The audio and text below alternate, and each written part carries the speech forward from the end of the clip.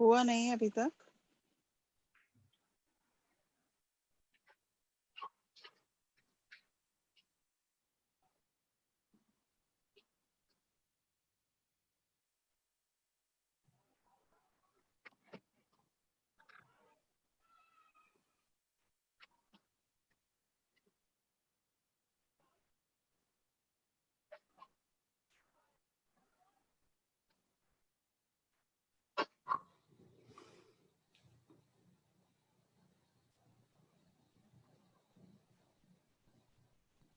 Live है।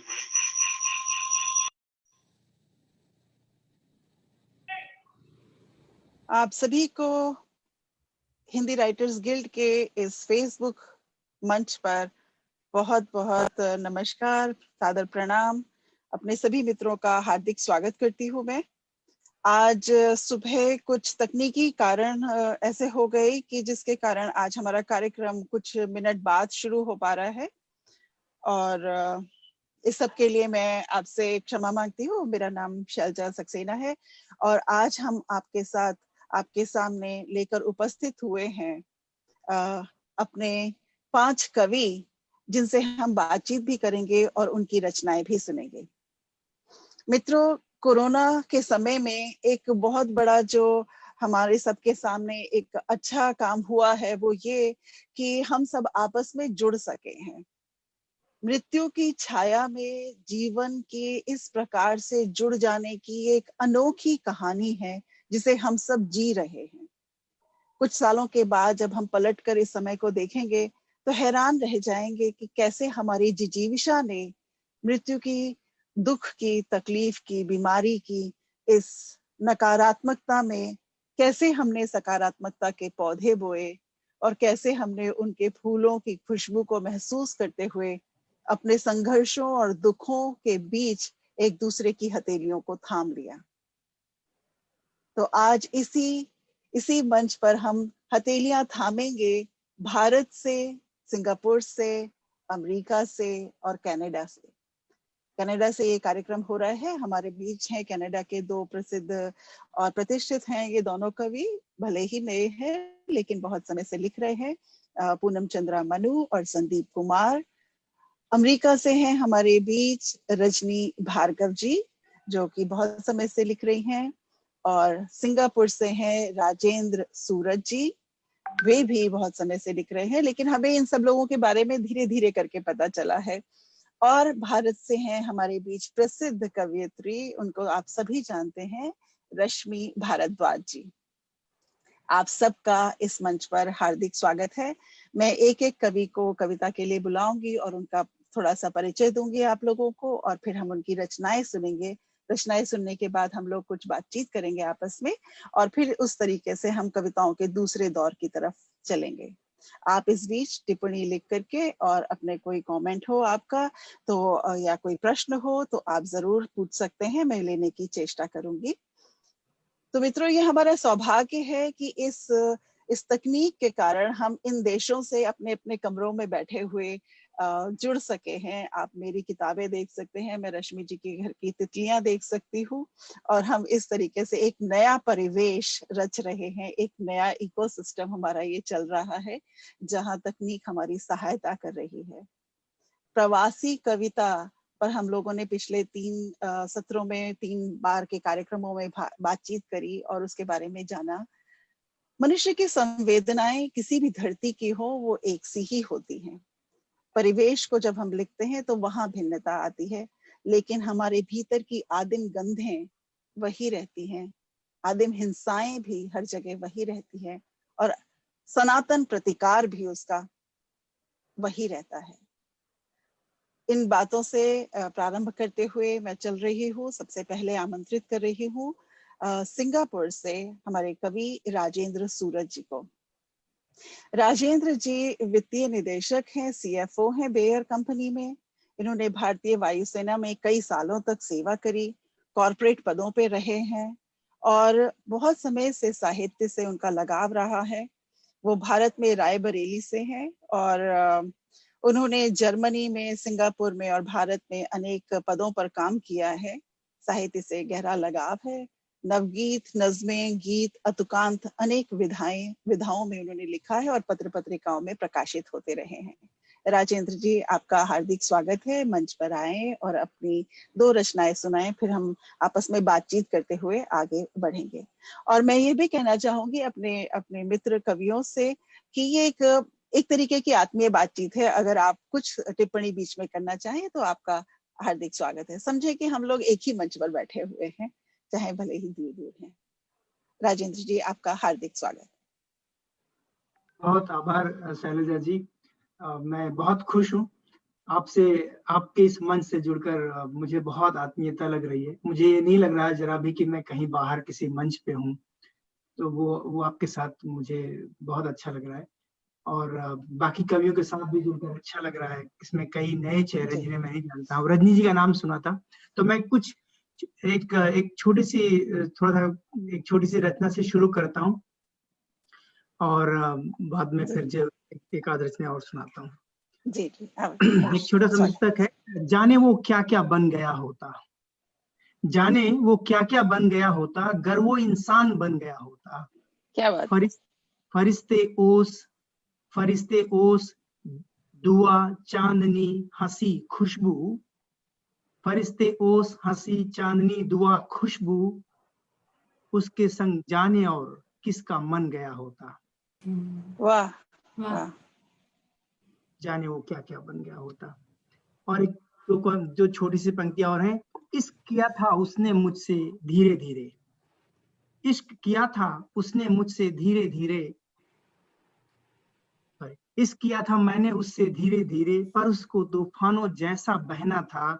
मैंने तो बस जी भर के उसे सुनना चाहा, उसको तो बस जी भर भर के कहना था। वाह वाह।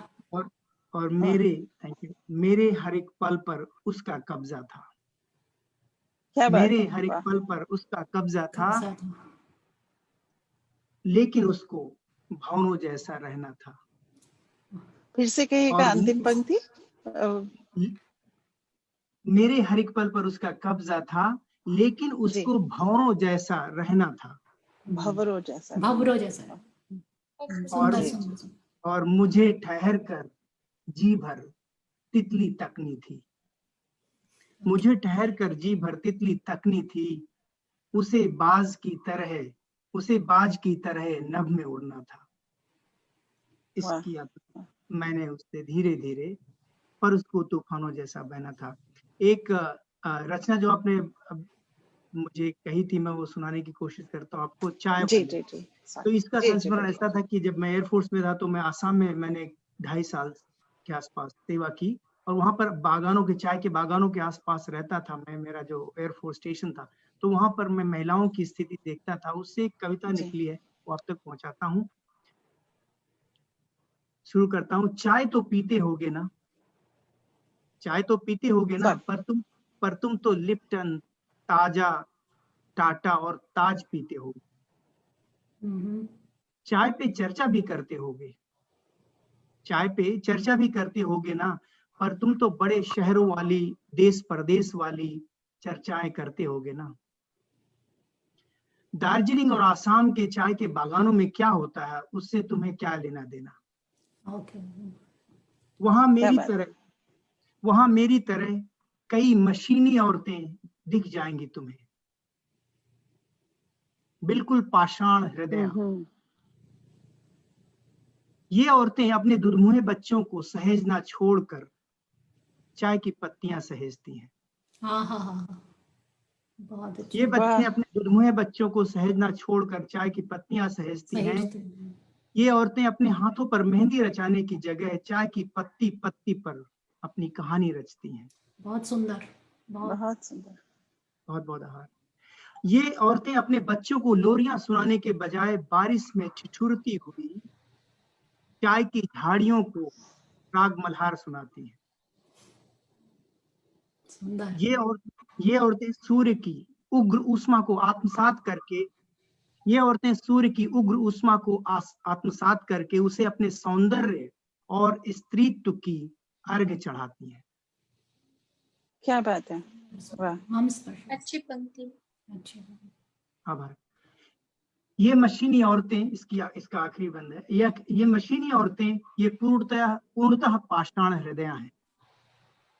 ये बूंद बूंद गल कर, तिनका तिनका जल कर, हमारी और तुम्हारी चाय की चुस्कियों के पुण्य में अपने संचित प्रारब्धों की बलि चढ़ाती हैं। बहुत अच्छा, क्या बात है, क्या बात है। ये औरतें सचमुच पाषाण हृदय हैं। बहुत सुंदर, वाह। बहुत सुंदर, बहुत सुंदर। अब आपको वापस करता हूँ मंच। बहुत शैलजा जी। बहुत बहुत सुंदर राजेंद्र जी। आपकी पहली भी जो आपने मुक्तक सुनाए वो भी बहुत अच्छे थे। और मैं ये सोच रही थी कि खास तौर से रश्मि जी की उपस्थिति में मैं ये सोच रही थी कि स्त्रियां जिस तरीके से सोचती हैं कि उनके हर पल पर परिवार का, पति का, पुरुष का कब्जा होता है। एक पुरुष के मुंह से ये सुनना कि उसके मेरे हर एक पल पर उसका कब्जा था, या मैं तितलियों को तकना चाहता था और वो बाज बनकर नब्बे उड़ना चाहता था, अच्छा लग रहा है। वैसे तो ये पुरुष के संदर्भ में ही होगा, लेकिन आपकी चाय वाली जो कविता में मशीनी औरत जिसके रूप जो दिखाया है, जो चाय के बागानों में पत्तियां चुन रही हैं, किस तरीके से अपना जीवन चला रही हैं, उसको आपने बहुत मार्मिकता से प्रस्तुत किया। बहुत बहुत अच्छा लगा। कोई हमारे मित्र, जी जी जी, अंतिम पंक्तियों तक आते आते तो आपने बहुत ही कमाल किया, बहुत सुंदर। मैं आमंत्रित करूंगी अपनी अगली जो हमारी कवित्री हैं, रजनी भार्गव जी। मैं पहले तो उनका बहुत बहुत धन्यवाद करती हूँ कि उन्होंने मंच पर आना स्वीकार किया। रजनी जी छुपी रुस्तम हैं। वो लिखती हैं, समझती हैं, सोचती हैं, पढ़ती हैं, और मुझे लगता है कई बार अपने पति, बहुत ही प्रसिद्ध लेखक अनूप भार्गव जी को कुछ सलाहें भी देती होंगी, एक लेखिका के रूप में। पत्नी के रूप में तो सब देते ही हैं, लेकिन लेखिका के रूप में भी कुछ ना कुछ जरूर से उनकी कविताओं की, रचनाओं की श्रोता रही होंगी, पहली श्रोता रही होंगी। इतना सब कुछ करने के बाद भी वो मंच पर बहुत कम आती हैं। तो एक बहुत संदेह में भरकर जब मैंने पहली बार उनसे कहा कि, और वो मेरी प्रिय भाभी भी हैं, हम उनको कहते हैं सभी, अनूप भार्गव जी जगत भाई हैं, और उसी भूमिका में रजनी भाभी अपनी पूरी आत्मीयता से पूरे परिवार को, एक बड़े विश्व परिवार को समेटे हुए चलती हैं। और उनके कारण, जैसे हम कहते हैं ना, भाभीियों के कारण घर होता है। भाई तो भाई होता ही है, लेकिन भाभीियों के कारण घर होता है। तो रजनी जी की आत्मीयता में हम सबको एक घर मिलता है। और वो ऐसी आत्मीय, संवेदनशील और न्यूयॉर्क विश्वविद्यालय में पढ़ाने वाली अनुभूति और अनेक संकलनों में संकलित रचनाकार, और साथ ही रजनीगंधा नाम से अपना ब्लॉग चलाने वाली रजनी भार्गव जी को मैं आमंत्रित करती हूँ, जो मिरांडा हाउस से उन्होंने स्नातक की शिक्षा ली, और बाद में यहाँ न्यूयॉर्क से आकर के उन्होंने हिंदी की पढ़ाई करके हिंदी के कार्यक्रमों में उन्होंने बहुत बड़ा योगदान दिया। यहाँ पे जो कार्यक्रम चलते थे हिंदी के, स्टार प्रोग्राम्स जो होते थे हिंदी के, उसमें उन्होंने पढ़ाया, और अब फिर वो न्यूयॉर्क विश्वविद्यालय में पढ़ा रही हैं। बहुत ही गहरी कविताएं लिखती हैं। मैं रजनी जी को सादर आमंत्रित करती हूँ, अभी आप आइए और इस मंच से आज कविता पढ़िए। बहुत बहुत धन्यवाद शैलजा, इतना सुंदर परिचय देने के लिए। मैं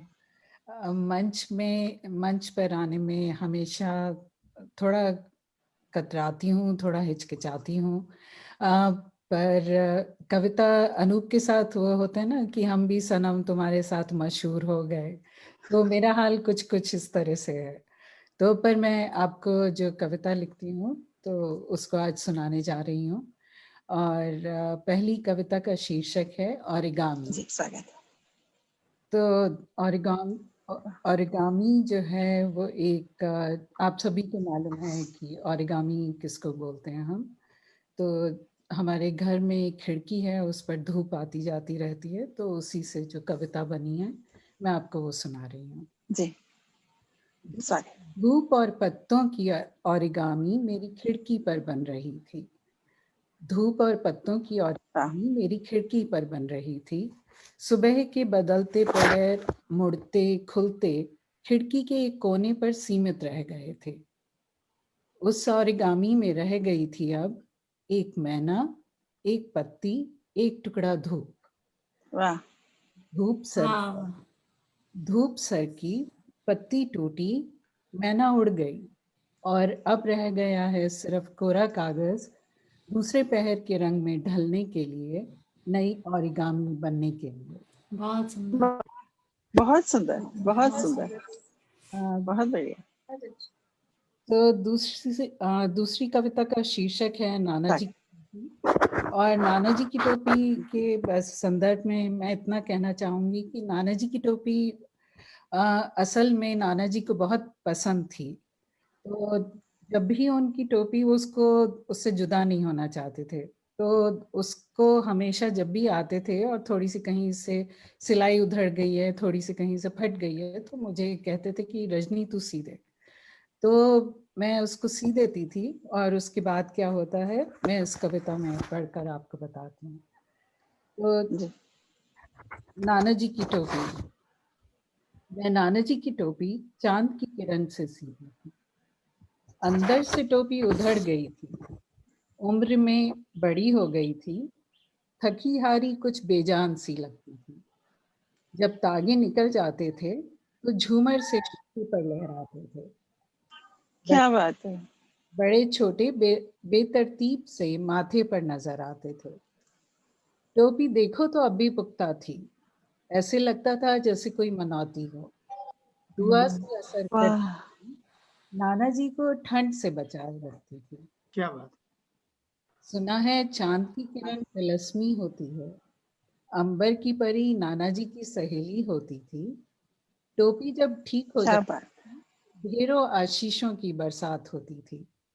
नाना के वाह, पास चांद की किरण होती थी, मेरे पास आशीषों की बरसात। क्या बात। सुंदर वाह, सुंदर वाह, सुंदर वाह, सुंदर तो मैं बहुत।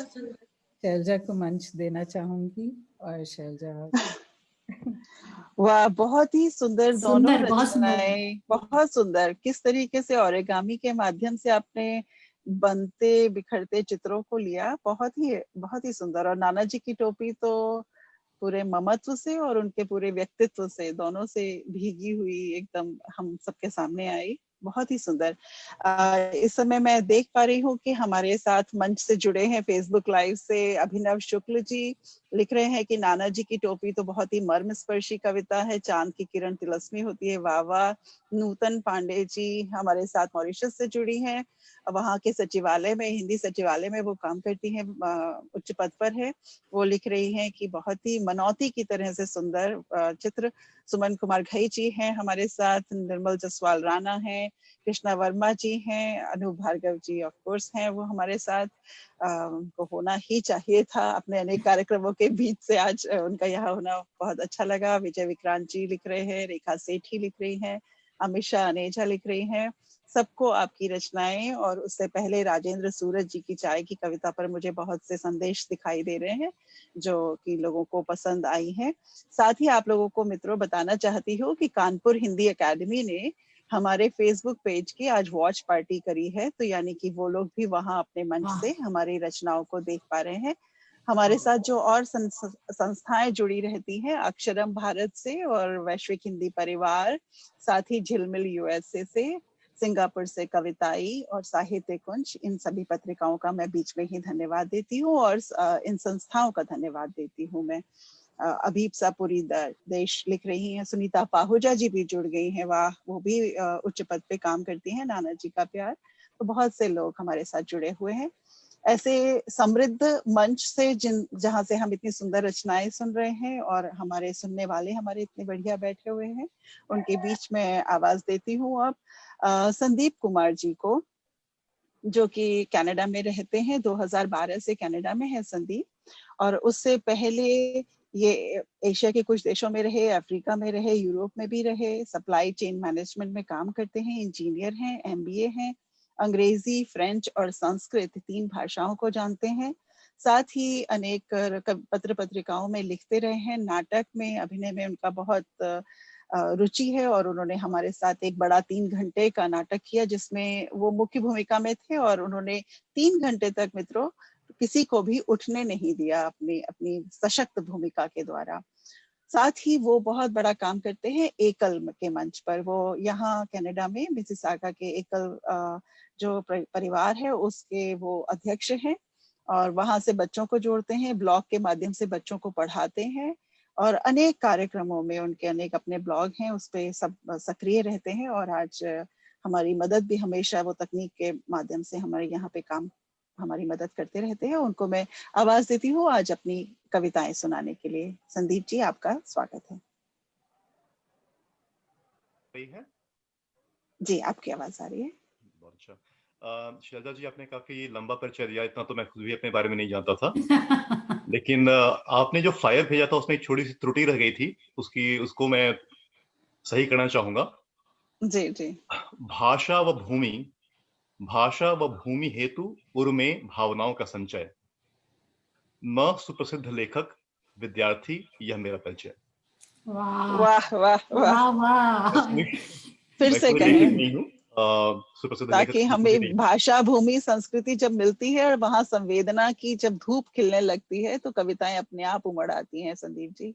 तो इसलिए मेरे परिचय में कोई कमी नहीं थी, आपने उसी से शुरू किया। स्वागत है। नहीं, मेरे लिखने का जो सिलसिला रहा छोटा सा ही रहा है, लेकिन इसकी जो सही मायने में शुरुआत कहें तो यहाँ पर कनाडा आने के बाद में, हिंदी गिल्ड से परिचय होने के बाद में वहाँ पर शुरू हुई। उससे पहले मैं थोड़ा बहुत लिखता था कॉलेज के ज़माने में, स्कूल के ज़माने में, पर यहाँ पर आप लोगों के सानिध्य में आकर के मुझे बहुत चाव लगा और मैं उसके बाद में ज़्यादा इसके बारे में सक्रिय हुआ हूँ। तो बहुत धन्यवाद। तो एक कविता आपके सामने पेश करना चाहूँगा। हम आई थिंक सभी काफ़ी लोग प्रवासी हैं हम में से यहाँ पर, तो एक प्रवासी होने के नाते हृदय में कुछ जो भावनाओं का गुबार उठता है, उसको व्यक्त करती हुई यह कविता है। शीर्षक है प्रवासी की भावना। जी। कहीं किन्हीं निगाहों को इंतजार सा है, कहीं किन्हीं निगाहों को इंतजार सा है, यहाँ दिल भी ये कुछ बेकरार सा है। बड़े दूर आ चले वतन से अपने हम, बड़े दूर आ चले वतन से अपने हम, दिल में पर वही पुराना संसार सा है। बहुत अच्छा। एक घर एक आंगन अब भी हमें बुलाते हैं, एक घर एक आंगन अब भी हमें बुलाते हैं, कुछ गलियां दो चौराहे याद तो आते हैं। न आम के पेड़ न वहां कोयल बैठी, न आम के पेड़ न वहां कोयल बैठी, वक्त भागता रहता हम खड़े रह जाते हैं। खुली हैं आंखें पर हर ओर गुबार सा है,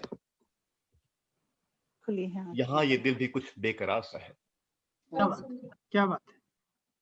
रंग है तो पर कुछ फीके यहाँ होली के, दिए हैं पर कुछ कम रोशन दिवाली के। चिट्ठी में सिमट ही आती हर सावन घर से, पूरी तरह बनते नहीं क्यों धागे राखी के। वाह, क्या सुंदर बात। सुंदर सुंदर सुंदर। आती तिथि न लगता पर त्योहार सा है, यहाँ दिल भी ये कुछ बेकरार सा है। सुंदर सुंदर। और आगे है, धन्यवाद। आगे है, बारिश के बूंदों में हल्की सिहरन नहीं, बारिश के बूंदों में हल्की सिहरन नहीं, सर्दियों के धूप में वो भीनी गर्मी नहीं। मौसम तो बदलते रहते यहाँ भी, पर फिजाएं छू लें ख्वाहिश या फुर्सत नहीं। हवाओं में एक रूखापन हर बार सा है, यहाँ दिल भी ये कुछ बेकरार सा है। बहुत सुंदर। और रिश्तों की बातें करें तो इन कांधों पे अब उन यारों का हाथ नहीं, इन कांधों पे अब उन यारों का हाथ नहीं, जब दिल मांगे भाई बहनों का साथ नहीं। बातें होती अक्सर स्काइप व्हाट्सएप पर जाने क्यों उन बातों में वो बात नहीं। बहुत बढ़िया। अपनों का फासला बढ़ता लगातार सा है, अपनों का फासला बढ़ता लगातार सा है, यहाँ दिल भी ये कुछ बेकरार सा है। बढ़िया है, बहुत सुंदर। बहुत बढ़िया। धन्यवाद। और आखिरी पंक्तियां हैं, भावनाएं हैं जटिल, भावनाएं हैं जटिल, प्रवासी किसे कैसे समझाए, अवसर रोजी की तलाश में दूर निकल आए। दूर अपनी जमी का टुकड़ा नहीं फकत, वो गांव संग अपने ही दिल में हम बसा लाए। क्या कर्म भूमि में रह जन्मभूमि से बड़ा दुलार सा है, कर्मभूमि मेरा जन्मभूमि से बड़ा दुलार सा है, यहाँ दिल भी ये कुछ बेकरार सा है, बेकरार सा है। बहुत बहुत सुंदर। बढ़िया संदीप भाई, बहुत बहुत सुंदर,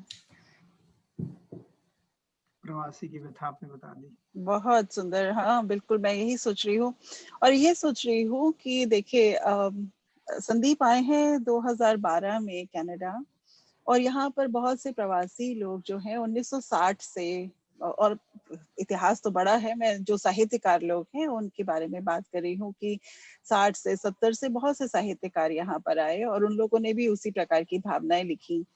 जो भारत से हम दूर रहने पर, अपने घर परिवार से दूर रहने पर जिस भाव को हम महसूस करते हैं वो हमेशा हर युग में उसी तरीके का रहता है। चाहे राजेंद्र जी आप सिंगापुर में बैठे हो, या रजनी जी अमेरिका में बैठी हो, या हम यहाँ पे कनाडा में, यहाँ तक कि कई बार जब दिल्ली में रहने वाला, या कहना चाहिए दिल्ली आ जाए बिहार से में रहने वाला व्यक्ति दिल्ली आ जाए या बम्बई चला जाए तो उसको वहां पे भी अपने घर आंगन की याद आती है। जी। तो यानी कि वो जो भावनाएं हैं, संवेदनाएं हैं, वो तो हमेशा रहती है। और खास तौर पे जैसे होता है ना कि घर से अगर कोई बच्चा चला गया हो तो त्योहार पर उस बच्चे की बहुत याद आती है, या कोई खास चीज घर में बनती है, पकती है, तो उस बच्चे की बहुत याद आती है। ठीक उसी तरीके से हम लोग भी अपने कामों में लगे रहें जिंदगी भर, चाहे भागते दौड़ते, लेकिन कोई बात हो जाती है, कोई त्योहार आता है, कोई कठिनाई आती है, कोई खुशी की बात होती है, तो घर परिवार ज्यादा याद आता है। लेकिन एक अजीब सी बात है कि जब भी आलोचना के स्तर पर प्रवासी रचनाओं को देखा जाता है तो काफी चीजों को इसलिए खारिज कर देने की प्रवृत्ति रहती है कि इनमें तो देश के लिए नॉस्टैल्जिया है।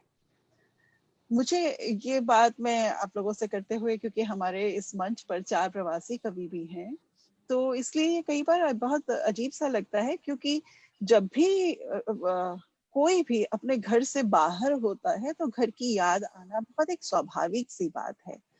तो अगर कोई अपने घर की याद करता है, इसका मतलब ये थोड़ी है कि वो काम नहीं करता या उसे संघर्षों को अपने स्वर नहीं दिए हैं, लेकिन प्रायः ऐसा कहा जाता है। और मुझे बहुत अच्छा लगा कि संदीप जी ने ऐसी कविता पढ़ी इस मंच से कि बूंदों में वो सिहरन नहीं, क्योंकि उस भाव को आप उस स्तर पर ही जाकर समझ सकते हैं जब आप घर से बाहर होते हैं, और इतनी जल्दी से आप घर नहीं जा सकते।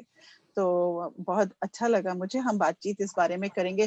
संदीप, आप अपनी कोई और कविता सुनाना चाहते हैं? दूसरी कविता, आपका स्वागत है, फिर हम बातचीत करते हैं। अच्छा, मैं एक संयोग की बात कहना चाहूंगा कि शायद पहली बार मुझे किसी पब्लिक मंच कह लें उस पर शायद मेरे परिवार वाले मेरे घर से यानी रांची से जो है यहाँ पर सुन रहे हैं। अरे तो वाह, और ये कविता उनको बहुत प्रणाम, हमारा बहुत प्रणाम उनको। ये प्रवासी वाली कविता ही उनके लिए थी।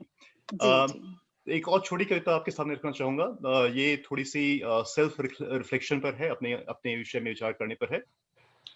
और ये कविता ऐसी है जिसमें कि एक व्यक्ति खुद को आईने में दिख रहा है और खुद से बातचीत कर रहा है, खुद को पहचानने की कोशिश कर रहा है। मेरे ख्याल से शायद आप भी कहीं ना कहीं से थोड़ा जुड़ पाएंगे। शीर्षक है आईने में। तस्वीर दिखाई देती है, तस्वीर दिखाई देती है एक शख्स की घर आईने में। तस्वीर दिखाई देती है एक शख्स की घर आईने में। थोड़ा जाना सा लगता है कुछ पहले देखा आईने में। नजरें संजीदा लगती हैं, नजरें संजीदा लगती हैं, खामोश सा हरदम होता है। कुछ तो वो ढूंढता फिरता है जाने पर क्या आईने में। तन्हा लाचार सा लगता है, तन्हा लाचार सा लगता है, चुप्पी के शोर है सह लेता। तन्हा लाचार सा लगता है, चुप्पी के शोर है सह लेता। उसे अपनी बात सुनाने को कोई नहीं दूजा आईने में। रुक कर ही सही, रुक कर ही सही पर है देता जवाब वो मेरे मुस्काने का। रुक कर ही सही पर है देता जवाब वो मेरे मुस्काने का। मुस्कान में उसके एक शिकम है क्यों लगता आईने में। और आगे, करते थे सुना लोगों से, करते थे सुना लोगों से, दर्पण झूठ नहीं बोला करता। करते थे सुना लोगों से, दर्पण झूठ नहीं बोला करता। कोशिश की बात बढ़ाऊं मैं, वो चुपचाप रहा आईने में, वो चुपचाप रहा आईने में। बहुत बढ़िया। बहुत शुरुआत में तो अक्सर उससे नजरें मिल जाया करती थीं। कोई बात चुभ गई है मेरी, है नजर चुराता आईने में। क्या बात। बहुत बढ़िया। आंखें बोझल थीं रात गए, निंदिया से कोसों दूर मगर ठिठक रहा मैं देख उसे, था अश्क छुपाता आईने आईने में। में। बहुत अच्छा। और अब सोचा कि बदल डालूं नाता ऐसे रंजीदा मेहमानों से, यह सोच मकान बदल डाले, पर था वही वहां आईने में। वाह वाह, अच्छा। ये और बढ़िया। बहुत बढ़िया। धन्यवाद। और आखिरी पंक्ति, सोचा करता होगा शायद वो एक दफा तो मेरे बारे में, बेफजूल सा है ये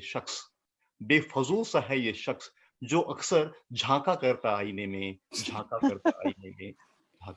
बढ़िया।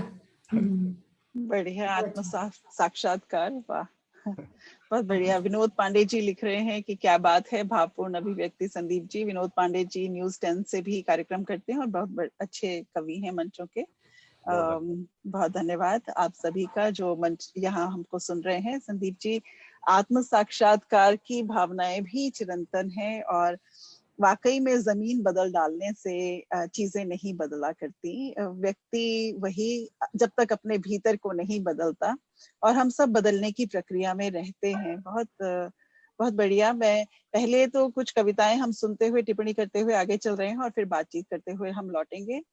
तो लेकिन ये बदलने की जो प्रक्रिया है वो मनुष्य के भीतर बराबर चला भी करती है, कुछ ना कुछ अपने आप को बेहतर बनाने की प्रक्रिया। लेकिन फिर भी कुछ चीजें हमेशा वही की वही रह जाती हैं। वो आदिम संवेदनाएं और आदिम हिंसाएं भी वही की वही रह जाती हैं। मुझे अपनी एक छोटी सी कविता याद आ रही है जिससे मैं आवाज देना चाहूंगी अब अपनी अगली प्रसिद्ध लेखिका रश्मि भारद्वाज जी को। उनकी कविताओं को सुनने से पहले मैं जो अपनी पंक्तियां कह रही थी वो ये कि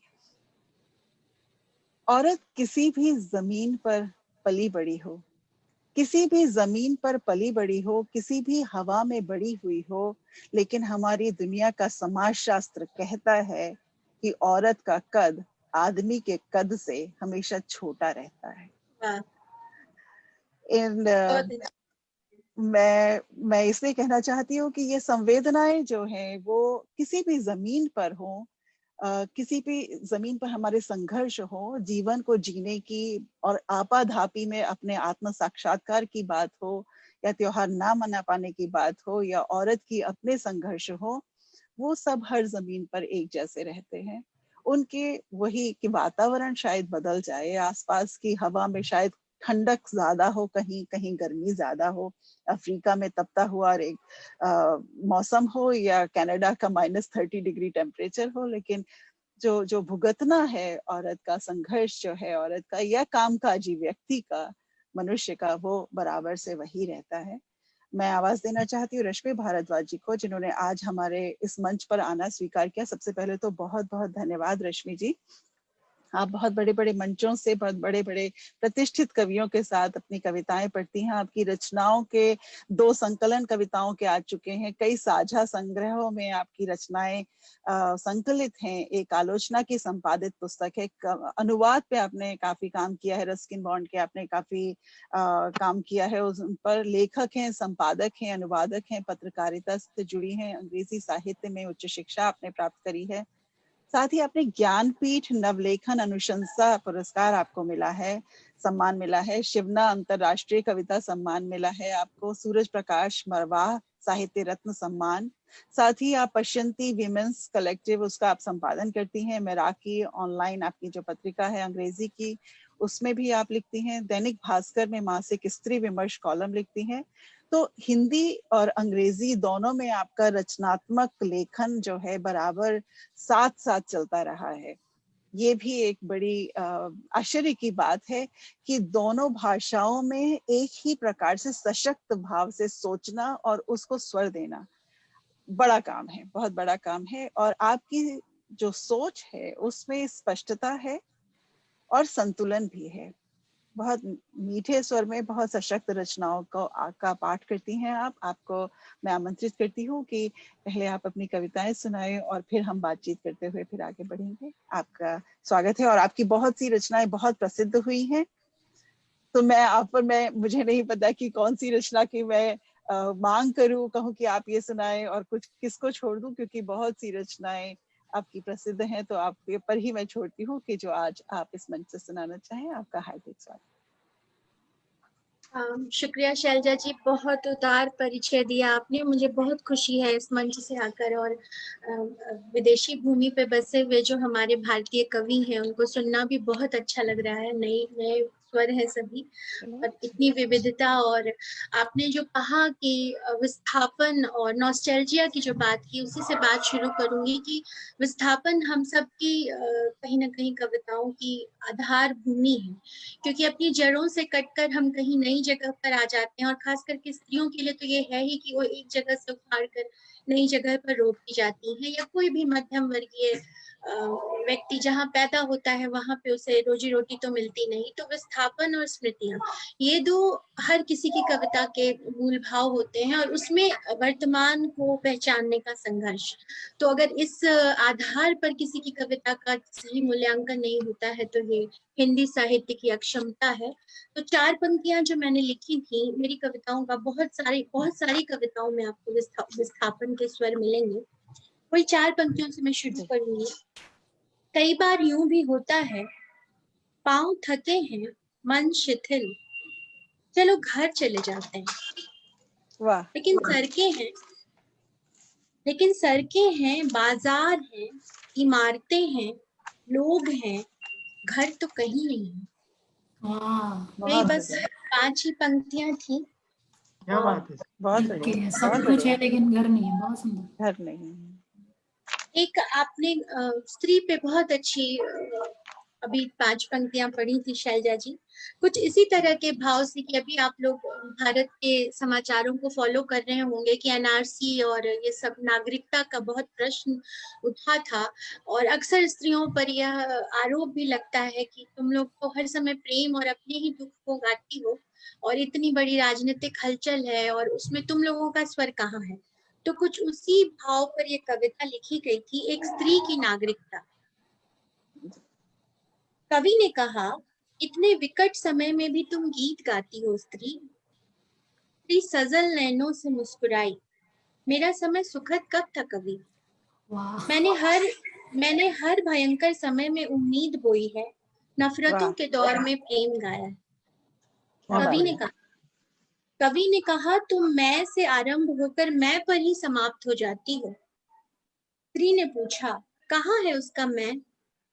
वह न इतिहास में सहेजा गया, न मिथकों में गढ़ा गया। धर्म और राजनीति ने मिलकर उसका सामूहिक वध किया। जब भी एक स्त्री ने मैं कहा, उसकी प्रतिध्वनि आई हम दुनिया की सभी औरतें, दुनिया के समस्त महायुद्ध हमारी देह पर लड़े गए। तुम अपना देश बचाते रहे, हम अपनी देह समेटे अपने हिस्से का देश तलाशते रहे। क्या बात है। क्या बात। इतना साम्य है एक स्त्री की देह और देश में। जमीन को बांध दो और देश बन जाता है। स्त्री को 4 दीवारी में बांध दो, उस पर एक घर बन जाता है। क्या बात है। बहुत बढ़िया। बहुत बढ़िया। बहुत बढ़िया। अपने हिस्से की देह, घर, देश तलाशती मैं, दुनिया की सभी औरतें अब संवेद स्वर में संपूर्ण पृथ्वी की नागरिकता चाहती हैं। बहुत सुंदर। बहुत बढ़िया। बहुत बढ़िया। शुक्रिया आप सबका। बहुत बढ़िया। मुझे इतने सारे यहाँ पे कमेंट्स दिखाई दे रहे हैं। रश्मि जी, दिव्या माथुर जी कह रही हैं बहुत सुंदर। सरस दरबारी जी हैं हमारे साथ। कृष्णा वर्मा जी कह रही हैं सुंदर अभिव्यक्ति। नूतन पांडे जी ने कहा, विनोद पांडे जी ने कहा, विजय विक्रांत जी, सबको ये बात, अभिनव शुक्ल जी को, सबको ये बात बहुत अच्छी लगी कि घर की तलाश और नागरिकता, विश्व की नागरिकता। बहुत सुंदर। आपकी दूसरी रचना का स्वागत है। स्थापन पे ही कुछ पढ़ूंगी। जी जी, स्वागत। एक ये लंबी कविता है, मैं इसका दूसरा हिस्सा पढ़ लूं? आप पूरा पढ़ सकते पूरा हैं। पढ़ लीजिए ना, पूरा पढ़ लीजिए। हम लोग सुनने के लिए बिल्कुल तैयार, उत्सुक बैठे, तत्पर है। शहर में एक उम्र। एक शहर में मेरी रिहाइश को 16वां साल लगा, पर यह उम्र का वह 16 नहीं जहां से एक दुनिया बननी शुरू होती। इस 16वें में एक शहर के हिस्से लिखे जा चुके हैं, मेरे जीवन के सबसे सुंदर साल, जिनके बारे में मैं अब तक निश्चित नहीं कि उनके बीत जाने का आनंद मनाऊं या उनके नष्ट हो जाने का दुख। सुंदर, बहुत सुंदर। शहर से पूछो कि यहीं आने को निकले थे हम, तो उसकी आंखों में भी वही उब और नींद दिखती है जो हमारी आंखों के इर्द गिर्द बनते जा रहे काले घेरे में जमा है।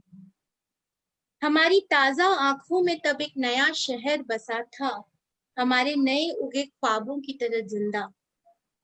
अब कचरे के पहाड़ पर उगाए गए फूलों की गंध भी उसके सदियों से मृत शरीर की सड़ांध नहीं छुपा पाती। जो आप दिल्ली से होंगे वो जानते होंगे कि यहाँ कचरे के पहाड़ पर किस तरह से फूल उगाने की कोशिश है।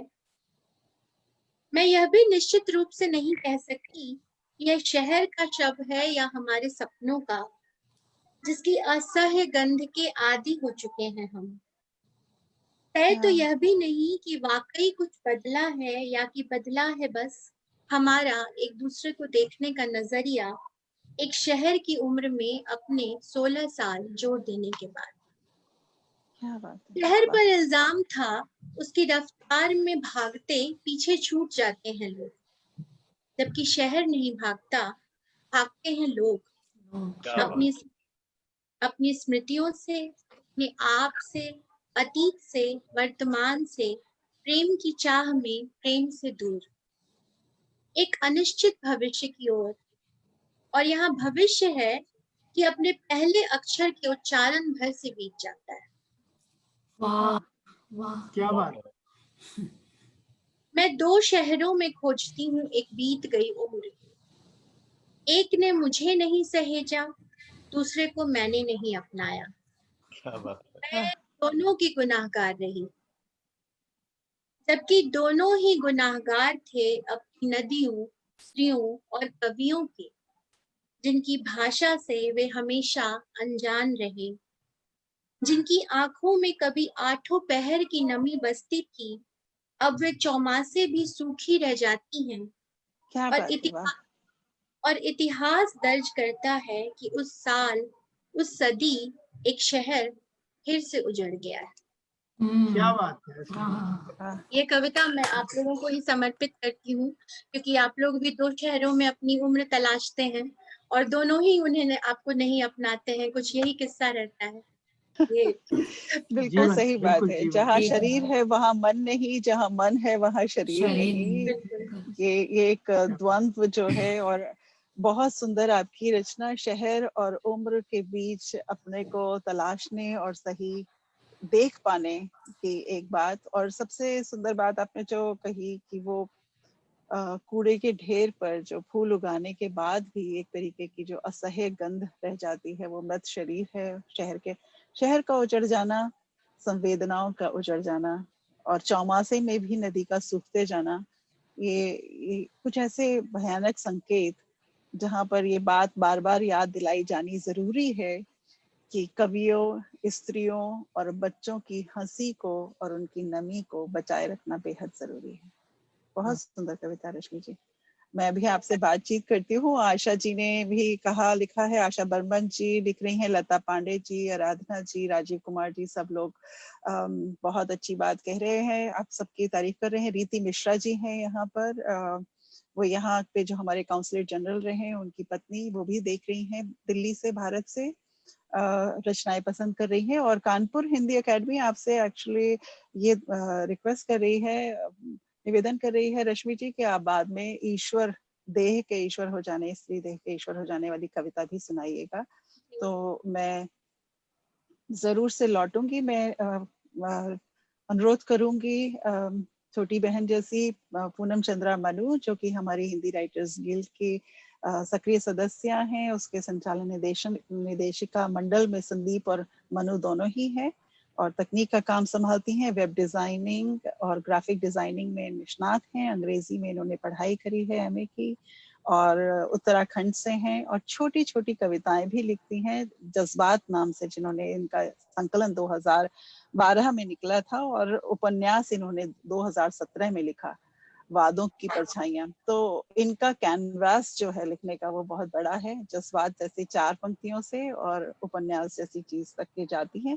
जज्बात.मनु इनका एक वेबसाइट है और जज्बात.net अब YouTube चैनल पर ये अपनी कविताओं को दृश्य माध्यम से, ध्वनि माध्यम से हम लोगों के बीच रख रही हैं। छोटे छोटे से संवेदनाएं बहुत सुंदर चित्रों में।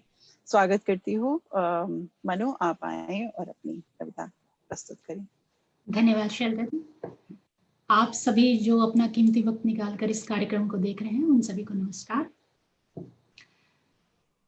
पहले माँ हिंदी को समर्पित कविता प्रस्तुत है। हिंदी जिसके कारण आज हम सब यहाँ बैठे हैं, जिसने हमें एक पहचान दी है। कविता का शीर्षक है माँ हिंदी तुम वो हो। तुम मात्र मेरी अभिव्यक्ति की आवाज नहीं हो। तुम मात्र मेरी अभिव्यक्ति की आवाज नहीं हो। तुम वो हो जिसे सुनने के बाद दुनिया मुझे पहचान जाती है। बहुत बड़ी बात, बहुत बड़ी बात। जिसे सुनने के बाद दुनिया मुझे पहचान जाती है। मैं कौन हूं, कहां से हूं, ये जान जाती है। तुम मात्र मेरी अभिव्यक्ति की आवाज नहीं हो। जब मैंने कागज पर अपनी भावना के रूप में लिखा तुम्हें, जब मैंने कागज पर अपनी भावना के रूप में लिखा तुम्हें, तुमने बढ़कर मुझे कवि की संज्ञा दे दी। क्या बात है। जब मैंने कागज पर अपनी भावना के रूप में लिखा तुम्हें, तुमने बढ़कर मुझे कवि की संज्ञा दे दी। तुम्हारे ही सांचे में ढलकर दिनकर और निराला की रचना हुई। क्या बात। बहुत बड़ी। तुम्हारे ही सांचे में ढलकर दिनकर और निराला की रचना हुई। साहित्य को साहित्य तुमने ही तो बनाया है। साहित्य को साहित्य तुमने ही तो बनाया है। तुम वो ही हो जो वीरों की दहाड़ बनकर सरहदों पर दुश्मन को दहलाती है। वाह। वो ही हो जो वीरों की दहाड़ बनकर सरहदों पर दुश्मनों को दहलाती है।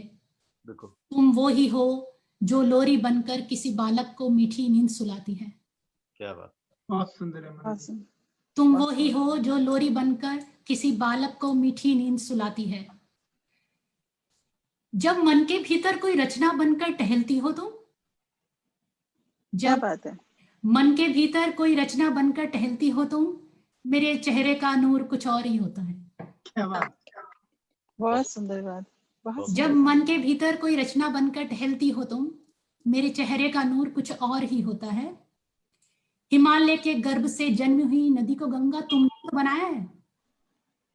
हिमालय गर्भ से जन्मी हुई नदी को गंगा तुमने ही तो बनाया है। ब्रह्मांड स्वर ओम जब तुम्हारी सूरत बनकर जिव्या पर हो। क्या बात। ब्रह्मांड स्वर ओम जब तुम्हारी सूरत बनकर जिव्या पर हो, देवता भी तभी प्रसन्न होते हैं। क्या बात। वाह वाह। ब्रह्मांड स्वर ओम जब तुम्हारी सूरत बनकर जिव्या पर हो, देवता भी तभी प्रसन्न होते हैं। माँ के मन से निकली हुई दुआ हो तुम। माँ के मन से निकली हुई दुआ हो तुम। पिता का दिया हुआ हर आशीर्वाद हो तुम। पुरातन दर्शन हो, युग परिवर्तन हो। पुरातन दर्शन हो, युग परिवर्तन हो। सूर्य को समर्पित मुनि तपस्वी योगी की अंजलि से निकलती धारा तुम ही तो हो। वाह। सूर्य को समर्पित मुनि तपस्वी योगी की अंजलि से निकलती धारा तुम ही तो हो। तुम्हें सादर प्रणाम माँ हिंदी। तुम मात्र मेरी अभिव्यक्ति की आवाज नहीं हो। तुम वो हो जिसे सुनने के बाद दुनिया मुझे पहचान जाती है। मैं कौन हूँ, कहाँ से हूँ, ये जान जाती है। क्या बात, बहुत सुंदर, सुंदर, बहुत सशक्त और सुंदर।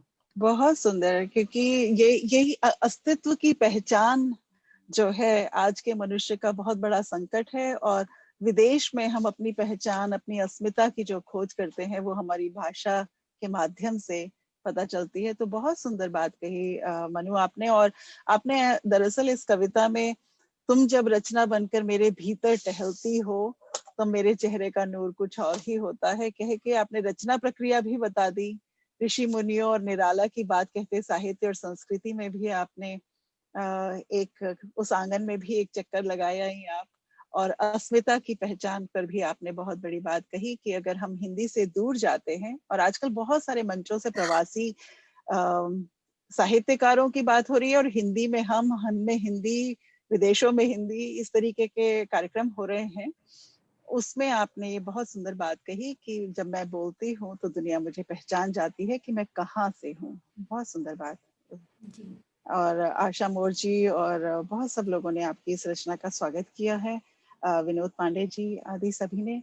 मैं आपसे अनुरोध करूंगी कि एक रचना और सुनाएं और फिर हम थोड़ी सी बातचीत करते हैं। समय का भी मैं देख रही हूँ। जी जी जरूर। मेरी दूसरी कविता का शीर्षक है पिता हो तुम। ये मेरे बहुत से दोस्तों ने पहले सुनी हुई है, लेकिन अब मैं यहाँ पहली बार सुना रही हूँ। पिता हो। स्वागत। गर्मी की दोपहर में जलकर जो साया दे वो दरख्त हो। गर्मी की दोपहर में जलकर जो साया दे वो दरख्त हो। बच्चों की किताबों में जो अपना बचपन ढूंढे वो उस्ताद हो तुम। पिता हो तुम। बच्चों की किताबों में जो अपना बचपन ढूंढे वो उस्ताद हो तुम। पिता हो तुम। दुनिया से लड़ने का, रगों में खून बनकर बहने का जज्बा तुम हो। दुनिया से लड़ने का, रगों में खून बनकर बहने का जज्बा तुम हो। अपने खिलौनों को हर वक्त तराशने के लिए, अपने खिलौनों को हर वक्त तराशने के लिए हाथों में गीली मिट्टी लिए रहता है वो कुम्हार तुम हो। वाह। पिता हो तुम। क्या बात। अपने अधूरे ख्वाबों को पूरा जीने के लिए, अपने अधूरे ख्वाबों को पूरा जीने के लिए खुद की नींद को जो बांध कर फेंक दे। अपने अधूरे ख्वाबों को पूरा जीने के लिए खुद की नींद को जो बांध कर फेंक दे वो हौसला तुम हो। पिता हो तुम। पिता हो। खुद से भी ज्यादा ऊंचाई से देख पाए इस दुनिया को, खुद से भी ज्यादा ऊंचाई से देख पाए इस दुनिया को, इसलिए बच्चों को कांधों पर उठाए फिरते हो। क्या बात, क्या बात है। खुद से भी ज्यादा ऊंचाई से देख पाए इस दुनिया को, इसलिए बच्चों को कांधों पर उठाए फिरते हो। आने वाले कल की नींव रखने वाले कारिंदे हो तुम। पिता हो तुम। पिता हो। आखिर है घर जन्नत है तो उसका आसमां तुम हो। किसी खानदान की बुनियाद सिर्फ तुम हो, सिर्फ तुम। गर्मी की दोपहर में जो जलकर साया दे वो दरख्त हो। बच्चों की किताबों में जो अपना बचपन ढूंढे वो उस्ताद हो तुम। पिता हो तुम। पिता हो। बहुत बढ़िया, बहुत सुंदर। कुछ हो गई। हाँ बिल्कुल, ये तो छोटी सी बिटिया के पिताजी ने कहा दिल को छू गई। और यहाँ सुमन कुमार घई जी भी कह रहे हैं कि पिता पर बहुत कम रचनाएं पढ़ने को मिलती हैं। और मुझे रश्मि भारद्वाज जी की कविता याद आ रही है जो उन्होंने पिता पे लिखी है, लेकिन उसमें पिता का दूसरा रूप है क्योंकि वो पिता एक स्त्री का पति भी है। तो जब लड़की या बच्चा जब देखता है उस पिता को तो वो केवल पिता रूप में नहीं, उस स्त्री के पति रूप में भी देखता है। और वो एक अलग भाव की रचना है जो रश्मि जी ने लिखी थी। और काफी वो प्रसिद्ध हुई, उस पे आलोचनाएं भी हुई बहुत सी। रश्मि जी कुछ कहना चाहेंगी इस रचना पे और के बारे में। दरअसल पिता का एक रूप है भारतीय समाज में, और उससे अगर जरा सा भी हम टसमस करते हैं या पिता से सवाल करती हुई कोई बात आती है तो जाहिर सी है उस पर पत्थर पड़ने ही थे।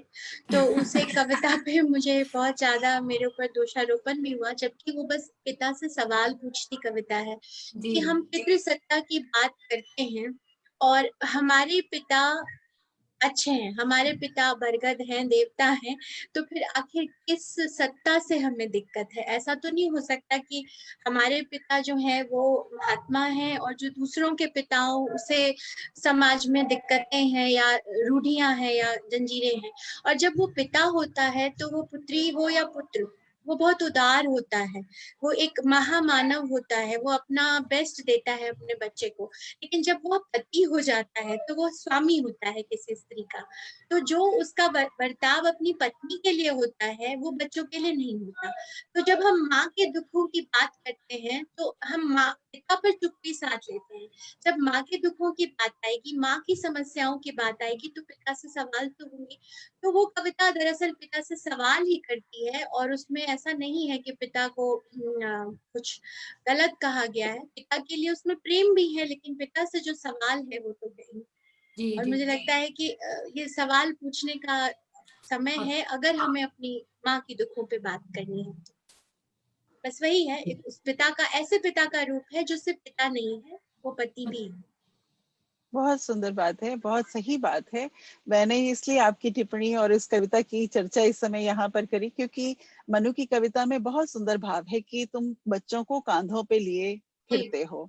बहुत सुंदर रचना में इन्होंने बहुत सुंदर उपमानों के माध्यम से कि तुम घर का आसमान हो, लेकिन उसी आसमान में ये भी एक सनातन प्रश्न ही है कि पिता इतना महान है लेकिन क्यों वो एक जगह अपनी संवेदनाओं को इस प्रकार से, अपनी कोमलता को मिट्टी में गड़ता हुआ कुम्हार बना देता है, अपनी संवेदनाओं के माध्यम से वो कुम्हार बन जाता है, और दूसरी तरफ वही हिंसक होकर के कुछ तोड़ फोड़ मचाता है, घर को तोड़ता है। उस आसमान में उस तरीके का नहीं जैसे दुष्यंत कुमार कहते थे कि एक पत्थर फेंको और सुराख हो जाए, उस तरीके का नहीं, लेकिन अनेक सुराख दुखों के कर देता है वो। कि जो तो क्योंकि अगर माँ के दुख की बात कर रहे हैं तो माँ के दुख कहाँ से आ रहे हैं, स्त्री के दुख कहाँ से आ रहे हैं समाज में। मैं बातचीत आपसे ही करती हूँ यहाँ पर पहले प्रारंभ की। रश्मि जी, आपने बहुत से रचनाओं में, और अब आप स्त्री दैनिक भास्कर में आप मासिक स्त्री विमर्श पे भी रचनाएं लिखती हैं, कॉलम लिखती हैं अपनी, और रचनाओं में भी है वो चीज। तो जो स्त्री का संघर्ष है, आपको ऐसा लगता है कि पिछले कुछ युगों से बात करते हुए, और हमारे साहित्य में भी महादेवी जी से शुरू करें और उनसे पहले भी शुरू करें, सुभद्रा कुमारी चौहान, और उन सब लोगों ने जो भी जिस प्रकार से बढ़ता चला आ रहा है, और आज के समय में आप या बहुत सारे लोग जो कविताएं लिखती हैं स्त्रियां, वो उनमें कहीं पे उस संघर्ष में कुछ कमी आई हो? क्योंकि समाज में तो परिवर्तन आया है, स्त्री ने अपना आर्थिक स्तर पर अपनी मुक्ति की घोषणा जय घोष कर दिया है, लेकिन परिवार के स्तर पर बहुत सारी चीजें अभी भी नहीं बदली हैं। स्त्री अंततः चाहती क्या है, ये पूरा समाज प्रश्न करता है।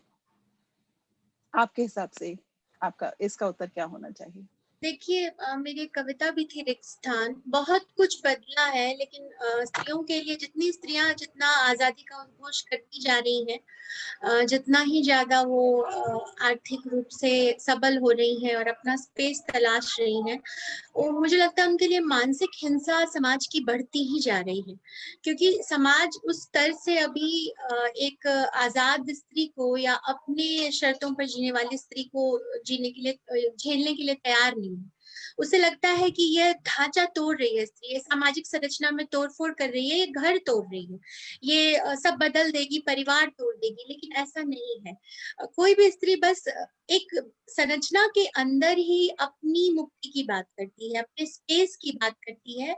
जो वर्जीनिया वुल्फ ने अपने कोने की बात कही थी कि अपने कोने की मांग करती है जहां पर वो जी सके खुद को भी, क्योंकि वो माँ है, पत्नी है, वो तमाम रिश्तों में बंदी होने के बाद भी वो एक स्त्री है जो अपने लिए भी जीना चाहती है।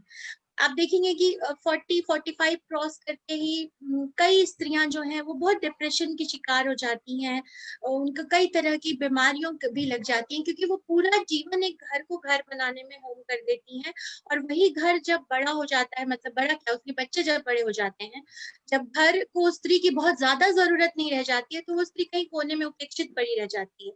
पूरा जीवन ना उसने अपने लिए कुछ किया, ना अपने आप को गढ़ा, और जब उसे परिवार की सच में जरूरत हुई तो परिवार कहीं नहीं रहता है, रहता है लेकिन उस तरह से उस स्त्री के लिए संबल बन के खड़ा नहीं रहता। तो मुझे लगता है आज की स्त्री यही चाहती है कि उसे मनुष्य समझा जाए, और बराबरी में वो कभी भी ये नहीं चाहती कि वो पुरुष बन जाए या पुरुष से बराबरी करे। वो जो है वो अपनी पूर्णता में संतुष्ट है, वो स्त्री के शरीर में संतुष्ट है। उसे अपने अंदर कोई तोड़फोड़ नहीं चाहिए, ना उसे अपने गुणों को छोड़ना है, ना उसे पुरुष बन जाने की होड़ है। वो बस एक स्त्री और एक मनुष्य की तरह उसे भी जीने के उतने ही अधिकार हो, निर्णय लेने का अधिकार हो, जितना कि एक समाज में एक पुरुष को होता है। मुझे लगता है स्त्री यही चाहती है। मैं तो ऐसी स्त्रियों को भी जानती हूँ जो आर्थिक रूप से आजाद होते हुए भी अपने पैसों को खुद खर्च करने के लिए आजाद नहीं है। उन्हें एक एक रुपए के लिए या तो अनुमति लेनी होती है, या फिर वो सारे पैसे उनके सीधे किसी एक अकाउंट में जाते हैं, जहां से वो थोड़े थोड़े वो सारे निर्णय, आप समझ सकते हैं कि मैं क्या कहना चाह रही हूँ, कि निर्णय जी की जी जी आजादी नहीं बिल्कुल है। बिल्कुल। तो स्त्रियां निर्णय की आजादी चाहती हैं, खुद से एक मनुष्य के तौर पर जीना लेना चाहती हैं। और जो ये मानसिक हिंसा उनके ऊपर बढ़ गई है, शारीरिक हिंसा तो बढ़ी ही है। जितनी स्त्रियां आप बाहर निकल रही हैं भारत में, तो आप आए हाँ दिन बिल्कुल आपको पढ़ते बिल्कुल। होंगे कि कितनी जघन्य तरीके से उनके ऊपर जी शारीरिक जी हिंसाएं जी शुरू हो चुकी हैं। लड़कियां जितना ही आगे बढ़ रही हैं, जितना रातों में बाहर काम कर रही हैं कॉल सेंटर्स में या मीडिया में या कहीं भी, उतना ही उनके ऊपर अत्याचार बढ़ चुका है। तो मुझे लगता है समाज अभी भी पूरी तरह से एक सबल स्त्री के लिए तैयार नहीं है। अभी बहुत लंबी लड़ाई है जो बाकी लड़नी है। है। जी। बहुत बहुत अच्छी बहुत तरह से सुंदर। आपने बात को समेटा। और ये ही सब कुछ कमेंट्स भी आ रहे हैं। आशा मोर जी भी लिख रही हैं कि वो सिर्फ सम्मान चाहती है।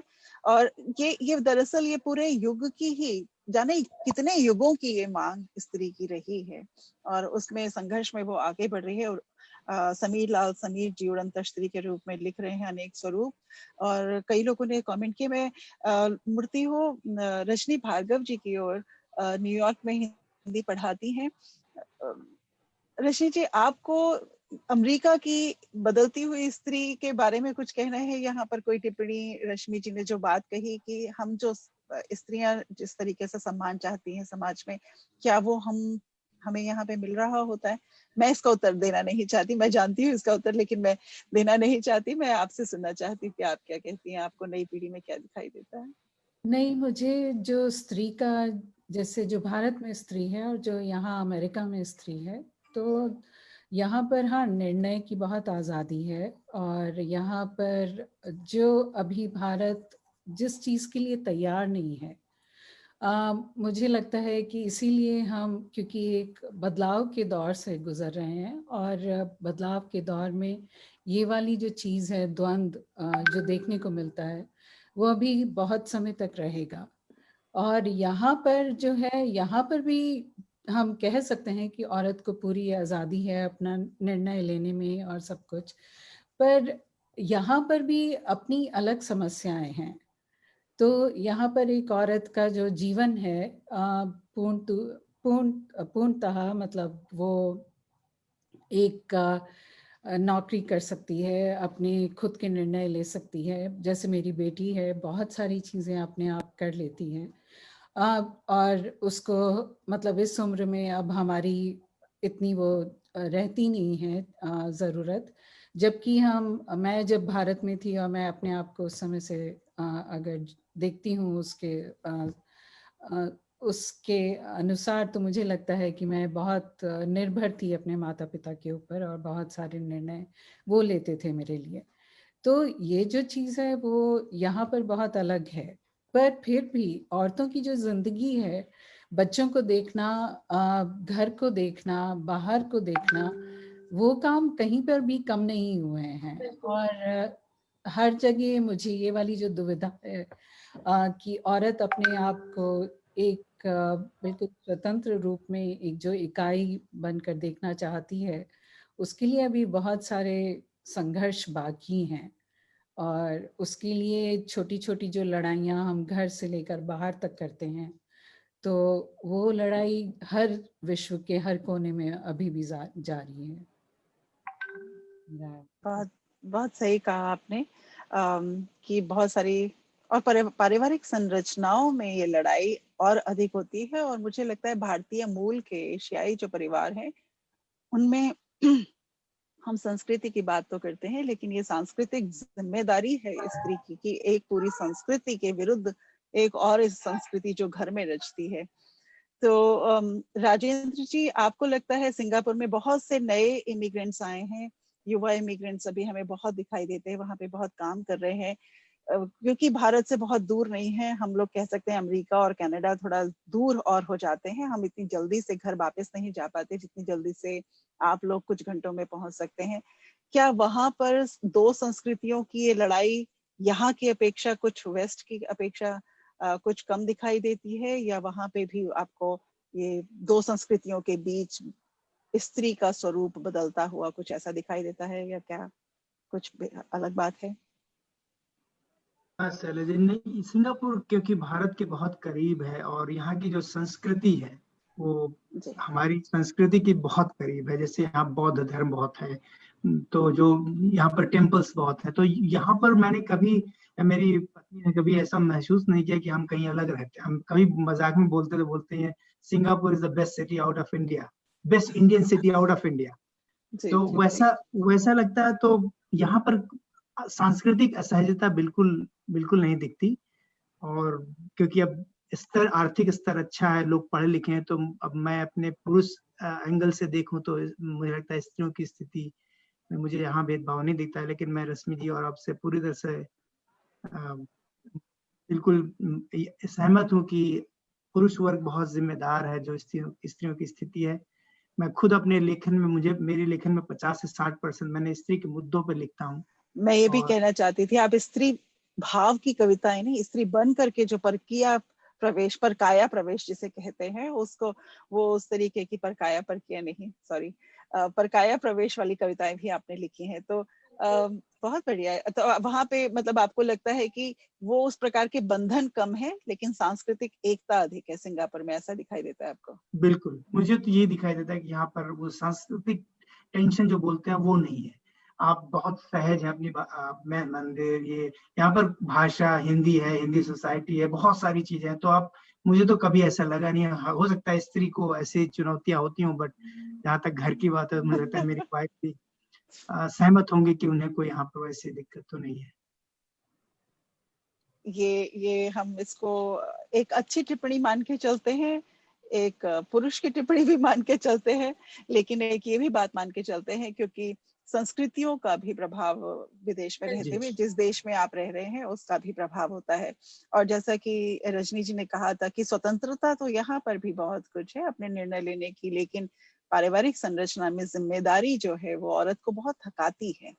मैं संदीप जी से बात करना चाहूंगी इस बारे में, उनके विचार भी जानना चाहूंगी क्योंकि वो जानते हैं छोटे बच्चों के पिता, माता के रूप में उनकी पत्नी कामिनी, जो कि खुद बहुत सोसाइटी में, यहाँ की सोसाइटी में एक प्रतिष्ठित नाम है क्योंकि वो यहाँ पे मिसेस कनाडा बनी और फिर उसके बाद मिसेस यूरोप भी बनी है वो। और उन्होंने बच्चों के, हाँ, छोटे बच्चों के साथ मिलकर, और वो बहुत अच्छी मतलब नौकरी भी करती हैं, पूरी जिम्मेदारी वाली नौकरी करती हैं पूरी, और उसके बाद 2 बच्चों को संभालना, और संदीप जी को सहयोग करती हैं क्योंकि ये भी बहुत अधिक सक्रिय हैं। संदीप, आपको क्या लगता है कि स्त्रियों की स्थिति यहाँ पे पाश्चात्य देश में, विदेश में यहाँ पे कुछ भिन्न दिखाई देती है जो हम लोग बातचीत कर रहे हैं उसमें? कामिनी जी कैसे? मुझे पता है कि आप एक अच्छे पति हैं तो इसलिए इतने सारे काम वो कर पाती हैं। हम लोग कहते हैं सफल व्यक्ति के पीछे एक स्त्री रहती है। मेरा मानना यह है कि एक सफल स्त्री के पीछे पूरा एक परिवार रहता है। मतलब एक व्यक्ति के हाँ कहने से काम नहीं चलता है वहां पे।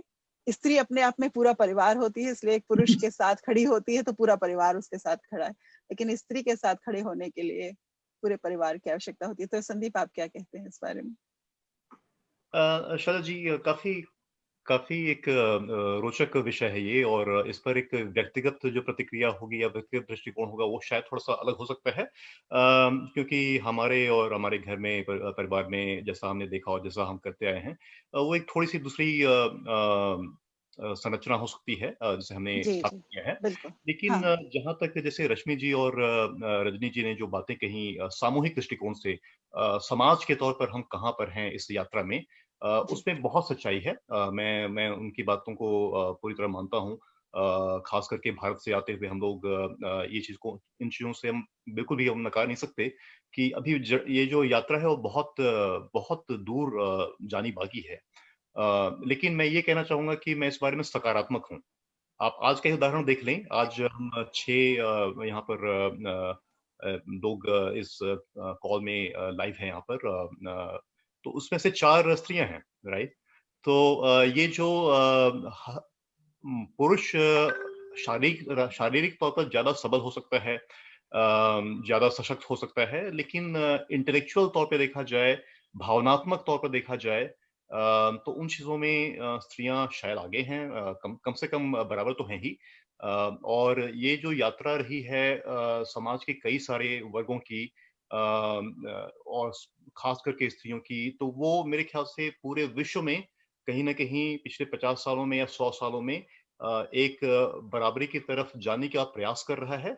उसमें कठिनाइयाँ थोड़ी आती हैं, लेकिन मैं सकारात्मक हूँ कि जैसे जो आर्थिक स्वतंत्रता वाली बात कही हमने, जो शिक्षा के बारे में बराबरी वाली बातें हैं, तो ये सारी चीज़ें उस समन्वय को लाने में, उस यात्रा को पूरा करने में काफ़ी महत्वपूर्ण योगदान देंगी।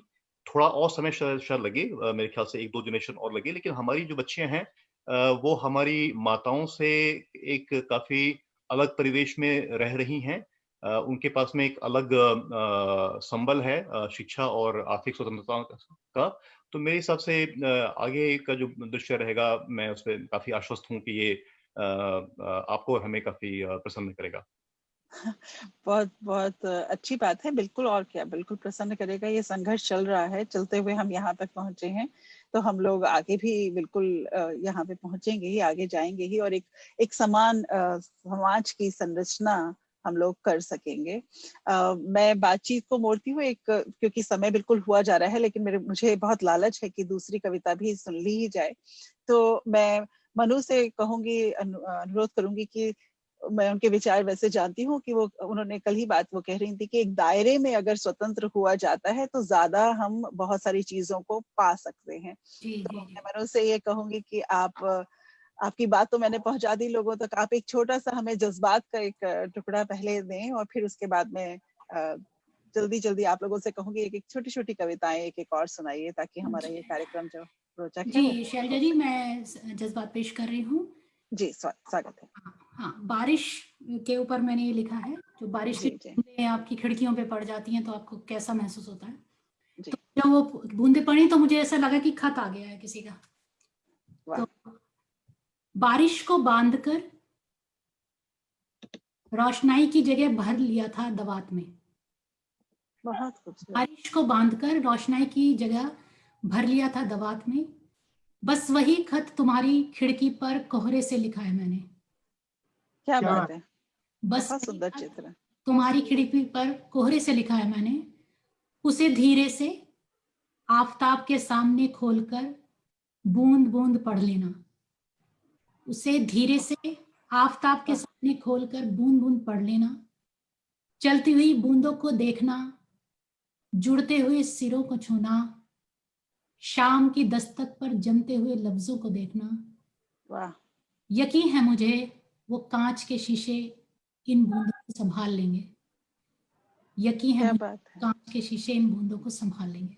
बहुत अच्छा, बहुत अच्छा। बहुत बहुत सुंदर, बहुत सुंदर। और ये जो खत है स्त्री का, कोहरे से और बूंदों से लिखा हुआ, वो समाज में बड़ी गूंज के साथ पहुंचता है, गूंज के साथ वो चीज जाती है। मैं रश्मि जी से अब मैं जानती हूँ, मैं चाहती थी कि आप कुछ और जज्बात पढ़े मनु, लेकिन 10:20 हो रहा है, जी जी मतलब जी यहाँ जी, के बिल्कुल समय से। बिल्कुल। तो मैं बातचीत हमारी बहुत रोचक रही और लोगों को बहुत अच्छी लग रही है वो बातचीत, सामयिक जी मुद्दों की बात। और हमने बिल्कुल सोचा नहीं था कि हम इस तरीके से बातचीत करेंगे, लेकिन देखिए आत्मीय बातचीत का मतलब ही यही होता है। मैं रश्मि जी आपसे अनुरोध करती हूँ कि एक कविता आप इस मंच से सुनाएं और मैं बाकी दोनों लोगों से भी। छोटी कविता मैं कोई तलाश रही हूँ, छोटी सी पढ़ूं। एक कविता है, बहुत छोटी है, ये रचना प्रक्रिया के बारे में है या कविता के बारे में है। आत्मा की रोशनाई। जो शब्द कागज पर नहीं लिखे जा सके, उन्हें मन में लिखा गया। वाह। वे किसी अज्ञात ईश्वर को समर्पित निशब्द प्रार्थनाएं थी, जिनमें समाहित थे हमारे सारे भय, संशय और अव्यक्त प्रेम। उनकी कोई लिपि या ध्वनियां नहीं थी, उन्हें आत्मा की रोशनाई से लिखा गया था। क्या बात, वाह क्या बात, वाह, वाह वाह, बहुत क्या सुंदर, बात, बहुत खूबसूरत। कोई लिपि बहुत सुंदर। क्या बात। बहुत बढ़िया। रोशनाई की बात, आत्मा की रोशनाई से हम सिंगापुर चलते हैं। राजेंद्र जी, एक रचना का स्वागत है आपकी। क्योंकि आपने वो काया वाला जिक्र कर दिया था परकाया जी। जी, परकाया का, तो मैं ये जानता नहीं था, बट मैं कोशिश करता हूँ कि मैं स्त्री की तरह बन के सोच सकूं। तो एक मैंने अभी भी एक रचना लिखी थी, बहुत छोटी सी, सुनाता हूँ आपको। मैं ढूंढ रही हूँ ऐसा समुद्र जो पी सके घृणा की अथाह बाढ़। वाह। मैं ढूंढ रही हूँ ऐसा बादल जो तृप्त कर सके तृष्णा का संचित दावानल। मैं ढूंढ रही हूँ ऐसा हृदय जो उड़ेल सके चर अचर में अबंध प्रेम।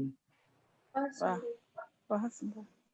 मैं ढूंढ रही हूँ ऐसा मन जो रिक्त कर सके मोह के अनवरत झंझावात। वाह, ऐसा चरण, मैं ढूंढ रही हूँ ऐसा चरण जो पावन कर सके कल्पों से शापित अहिल्याओं को। वाह, बहुत सुंदर। और मैं ढूंढ रही हूँ ऐसा कवि जो जीवंत कर सके चिरंतन पीढ़ियों के निष्प्राण स्वप्न। क्या बात है। मैं अब भी ढूंढ रही हूँ। जी वाह, बहुत सुंदर, बहुत सुंदर। स्त्री की जो खोज है उसको आपने बहुत सुंदर स्वर दिया। उस चीज को समझा, उसके लिए आपका बहुत आभार, और उसको इतने सुंदर अभिव्यक्ति दी उसके लिए भी बहुत बहुत बधाई। संदीप जी, आपकी रश्मि जी के लिए दो सब रश्मि हाँ जी जरूर के जरूर लिए। जरूर, रश्मि बिल्कुल। जी को मैंने सुना, कई बार मैंने उनको सुना, और मैं इसी मंच पर इस बात का आभार देना चाहता हूँ कि ऐसी विभूतियों से मुझे बहुत संबल मिलता है कि मैं भी स्त्री की तरह बनकर थोड़ा बहुत लिख सकूं। बहुत अच्छी बात, बहुत अच्छी बात और बड़ी बात कि अर्धनारीश्वर का कॉन्सेप्ट तो है ही ना। बिल्कुल बिल्कुल, वो हो जाए तो फिर रश्मि जी हम लोग के कोई वही समानता तो चाहिए, तो उसके बाद तो कोई प्रश्न ही नहीं बचेगा। जी जी, और प्रेम ही दोनों का मूल लक्ष्य है। मजे की बात ये है। स्वागत है संदीप जी। शैला जी, अभी जो अनायासी चर्चा निकल पड़ी महिलाओं हाँ बिल्कुल बिल्कुल जी। स्थान है उसके विषय में, तो उससे रिलेटेड एक छोटी सी कविता रखना चाहूंगा 2 मिनट की। एक पुरुष की तरफ से, समझ लीजिए अपने जीवन संगिनी के लिए, आशा आपको पसंद आएगी। पूछा था बीते शाम, धन्यवाद। पूछा था बीते शाम तुमने दूर तुमसे खुद को मैं कैसा पाता हूँ। कुछ कहते जुबां रुक सी गई, क्या खुद ये सच मैं जानता हूँ। वैसे तो सहज सी लगती है, सच मानो तो एक पहेली है। वैसे तो सहज सी लगती है, सच मानो तो एक पहेली है। कारवां सजा तेरी यादों से, पर मन की डोली अकेली है। क्या न था मुझे मालूम न था, जब तक तुम मेरी राह न आए थे। कुछ पल में ऐसा क्या बदल गया, लगा कभी नहीं तुम पर आए थे। नशा सा था एक लम्हों में, लम्हे कुछ तो जादू कर जाते थे। तेरे पास तो घंटे थे कुछ पल, तुमसे दूर पल घंटे बन जाते थे। क्या बात। मुस्कान से जग ये रोशन था, बातें दिल को छू जाती थीं। कदमों की तेरी बस आहट से खुशियां पथ पर बिछ जाती थीं। इत्तफाक न था, इनायत थी तेरी, तुम मेरे जीवन में आए थे। क्या हासिल होता इस जीवन का, तुम बिन तन्हाई के साए थे। अंधेरों में भटक जाते हम, बस तेरे कदम जो राह न दिखाते, थक गया था कैसे तन्हा मन, मंजिल के दिए क्या दिख पाते। क्या कहूं कि बतला पाऊं मैं, क्या कहूं कि बतला पाऊं मैं, इस जीवन में तेरे क्या मायने हैं। कोई भी पल उठा देख लो तुम, यादों के बस तेरे आईने हैं। यादें क्या सच में घुल गई हैं यूं, यादें सच में घुल गई हैं यूं, कुछ याद नहीं सच कैसा था। माफ करना जवाब न दे पाया, सवाल ही ये कुछ ऐसा था। ऐसा था। पास तेरे यादों को बुनता था, पास तेरे यादों को बुनता था, दूर हूं तो उन्हें ही पहनता हूं। उस नशे का कैसे बयां करूं, जिसमें हर लम्हा रहता हूं, जिसमें क्या कभी बात, हूं। क्या बात है संदीप भाई, बहुत बढ़िया। बात वही है, प्रेम की बहुत सुंदर कविता, और बहुत बहुत आभार। आप सभी लोगों को सुनना बहुत अच्छा लग रहा है। दिव्या माथुर जी, इंदिरा वर्मा जी और सब लोगों ने बहुत सबकी तारीफ करी है, और मुझे सरस जी कह रही हैं कि आप भी एक रचना सुना दें। बिल्कुल बिल्कुल। संजय जी, मैं कहने वाला था, मैं भी कहने वाला था। आपका संचालन भी बहुत बेहतरीन है, बहुत अच्छा संचालन। मुझे लग रहा है कि हम लोग बहुत देर तक बात कर सकते हैं ऐसे, लेकिन हमारे समय की सीमा होती है, और सुनने वाले वैसे हमारे बहुत ही एक से बढ़कर एक, सभी लोग बहुत साहित्य प्रेमी और समानता प्रेमी कहना चाहिए, सभी हमारे भाई बंधु बैठे हैं। लेकिन अंत में आप लोगों से पहले मैं कहना चाहती हूँ कि आप में से कोई कुछ टिप्पणी करना चाहे, कोई कुछ और बात कहना चाहे इस मंच के माध्यम से, तो आपका स्वागत है। रश्मि, आप कुछ कहना रजनी चाहती जी हैं? कुछ सुनाना चाहे तो सुना सकती है। हाँ, मैं अब शैलजा को सुनना चाहूंगी। मैं भी हाँ। उन्हें सुनना चाहूंगी। हाँ, मेजॉरिटी इज वोटिंग नाउ। जी, मैं अपनी एक कविता सुनाती हूँ, और आप सभी लोगों को बहुत बहुत धन्यवाद देती हूँ कि आपने इस मंच को आज समृद्ध किया। मैं कविता उसी बात पे ले जाती हूँ, ये कविता कि प्रेम हमारा लक्ष्य है। स्त्री जब अपने इंसान होने का हक मांगती है, तो वो वस्तुतः प्रेम मांगती है, सम्मान मांगती है। प्रेम जिसमें सम्मान हो, प्रेम बिल्कुल जिसमें केवल देह ना हो, जिसमें बिल्कुल। मन भी हो, जिसमें आत्मा भी हो। तो और एक पुरुष भी वही चाहता है, लेकिन जाने क्यों अभिमान एक है उसका। मैं कहती हूँ कि उसके अभिमान का पेट बहुत, अहंकार का पेट बहुत बड़ा है, जिसके कारण वो जी। देख नहीं पाता कुछ भी आगे, उस पेट के आगे। तो कविता का शीर्षक है तुम टीसते हो मेरे भीतर, तुम टीसते हो मेरे भीतर, पोर पोर झंझनाता है। कोई किसी पर ऐसे भी होता है हावी कि सांस भी ना आए। वाह। मेरी हवा, मेरा पानी, मेरी आग, मेरा आकाश, सब गुजरता है तुमसे होकर पहले, कुछ भी नहीं रहता मेरा। क्या बात है। तुम मैं होकर आए, तभी क्या मुझे मिलेगा वह सब। तुम मैं होकर आए, तभी क्या मिलेगा वह सब। मैं झगड़ती हूँ तुमसे, अपनी हवा, पानी, आग, अपने आकाश के लिए। क्या बात है शैलजा जी। बहुत प्यारा। मैं झगड़ती क्या हूँ तुमसे, अपनी हवा, पानी, आग, अपने आकाश के लिए। तुम खुद नहीं समझते कि क्या करते हो तुम। वाह वाह क्यों वाह। सोचते हो चेतना की स्वतंत्रता का अर्थ एक दूसरे से स्वतंत्र हो जाना है। बहुत अच्छी कविता है। मैं क्यों सोचते हो चेतना की स्वतंत्रता का अर्थ एक दूसरे से स्वतंत्र हो जाना है। मैं तुमसे नहीं, तुम्हारे साथ स्वतंत्र होना चाहती हूँ। वाह वाह वाह, बहुत अच्छी कविता है बहुत शैली। प्यारा, बहुत धन्यवाद, धन्यवाद। मैं बहुत तुमसे नहीं, तुम्हारे साथ स्वतंत्र होना चाहती हूँ, क्योंकि तुम मेरी पीर का वो धागा हो, जिसमें बिंध कर मेरी चेतना पीसती है मोती हो जाने को। वाह। क्योंकि तुम मेरी पीर का वो धागा हो, जिसमें बिंध कर मेरी चेतना पीसती है मोती हो जाने को। बहुत बहुत धन्यवाद आप बहुत लोगों अच्छा को। बेहतरीन भाव, उसी अपने हिस्से की मिट्टी पानी आकाश की तो बात है। जी क्या जी, और क्या बिल्कुल है। बिल्कुल। मुझे बहुत अच्छा लग रहा है बातचीत करते हुए, लेकिन आप सबका बहुत बहुत धन्यवाद। हम ऐसे मोती, आप जैसे मोती इस मंच पर ला सके, आप लोगों को सुना, रजनी भार्गव जी को सुना, रश्मि भारद्वाज जी आपको, पूनम चंद्रा मनु, संदीप कुमार, राजेंद्र, सूरज जी, आपके सूरज की रोशनी यहाँ पर बिखरी, बहुत अच्छा लगा। और फिर से हम बातचीत करेंगे, मन तो कभी भरता नहीं, और किसी ने ये कहा था कि अगर मन ना भरे तो उस समय पर बिछड़ना अच्छा होता है। ताकि हम दोबारा मिलने की बात करें। बहुत जी। अच्छा कार्यक्रम, बहुत अच्छी कविताएं। शुक्रिया शैलजा जी जोड़ने के लिए मंच से।